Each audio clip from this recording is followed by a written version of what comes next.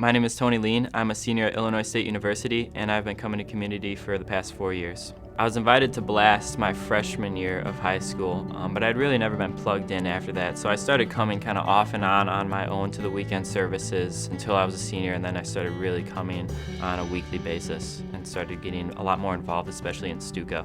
I had really felt like the next step was that God was calling me to get baptized, but I was met with some opposition from my parents. I was baptized as a baby in the Catholic Church, and I had grown up in the Catholic Church my whole life, and I don't think my parents really wanted me to stray away from that path that they had been paving for me in the Catholic Church. Because my family really wasn't on board with that, I felt like I was taking that step by myself. I didn't feel like there was a lot of people there supporting me. You know, I had people at this church who were there for me. I had a small group who was always loving me and surrounding me.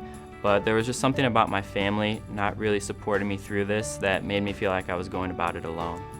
So it was a Sunday during my senior year, and Sean Williams was speaking all about baptism. And the way the service was set up, they would put a question up on the screen, and it was a question about baptism. And I felt like each question that went up on the screen was a question that I had in my heart about what baptism was. So it was a ton of questions ranging from what is baptism to what if I was baptized as a baby, what does that mean now? So with each answer that he provided for each of the questions, I felt more and more pulled into like this is really the next step for me. This is really what I should be doing. I felt like I wanted to grow so much in my faith, but I felt like that thing was always kind of coming in between me and my next step, because I just wanted to publicly declare Christ as my Savior, and I felt like I couldn't. So as soon as I was able to, it changed after that. I had a whole community of other believers that surrounded me and who loved me. I felt closer to God than I've ever felt before. You know, not only did I make that decision to follow Him in my heart, but I had also made it in front of a group of people that I could be accountable to, that these people knew that I was a Christ follower.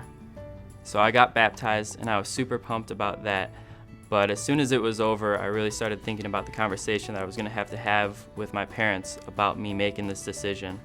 And every time I had it before, I was met with some opposition. So I was on the drive home, and I was almost shaking for the whole ride just because I wasn't sure about how they were going to react. I got home, and I really do believe that God did something in the heart of both of them, because they were more accepting about this decision that I had made than ever before.